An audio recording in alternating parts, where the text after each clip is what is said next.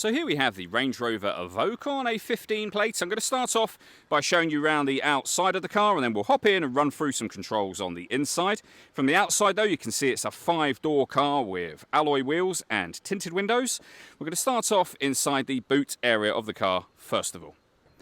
The tailgate on this car will open electronically, as you can see. As we approach the back of the car, you can also see we have reversing sensors. This car's a reversing camera as well, which I'll show you when we run through those controls. Plenty of boot space, as you can see, and a 60/40 split folding rear seat, should you wish to increase this space even further again. Okay, so we're just going to work our way back around to the front of the car, and then we'll hop in and run through some controls on the inside of it from there. But now that we've done a full circle, you can see it's in fantastic condition the whole way round. Just briefly before we climb in, I think it's well worth seeing the interior from this exterior point of view. There's plenty to run through on the dashboard, so let's hop in and we'll do that now. Okay, now that we're inside the car, we're going to start with the dials. Over on the left-hand side, we have the speedometer. We have the rev counter on the right-hand side. In the center, you can see the fuel gauge, the coolant temperature gauge. It will show you what gear this car is in. It's an automatic, so we're in park at the moment, of course. And there's a digital readout for the speedometer in that section as well. There's various different menus available to you. You can access those using the buttons on the steering wheel just here. Beneath that, we have our cruise control. Over on the left-hand side, we have the stereo controls and phone controls beneath that. Behind the steering wheel, the minus and plus paddles so that you can change up and down a gear manually with this automatic gearbox. Over in the center, you'll then find the main screen for the car, of course. So there's a few physical buttons down the right and left-hand sides, for example, nav, your phone. It is all touchscreen as well, so you don't have to use those buttons. You can see there, you can access the same things as you can from up here. That home button will take you back to the menu that we're on now. Clearly it's got satellite navigation, as you've just seen. This menu will take you into your audio options. DAB radio.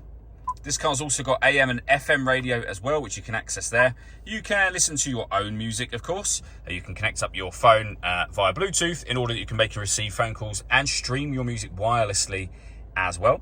We can turn the parking sensors on and off from here. If I pop the vehicle into reverse, you'll also see the full color reversing camera with guidelines that show you what direction the car is headed in relation to the image you see being shown on the screen. Below that, we have our dual zone climate control. So you can adjust the passenger temperature and the driver temperature from here and from here. The fan speed is adjustable in the middle. When you're happy with those settings, the air conditioning is on at the moment, so you can turn that off, back on again, or hit auto. The car will now maintain the temperatures you've asked for by taking full control of the fan speed for you. You can override that manually whenever you wish to. We have a heated driver's seat and a heated passenger seat, both of which have 3 separate heat settings each, as you can see, and a heated front and rear screen as well.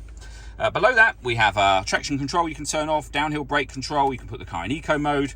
We have our electronic handbrake, the dial that would essentially be the gear lever for the car, so reverse, neutral, drive, and sport mode, all available on there.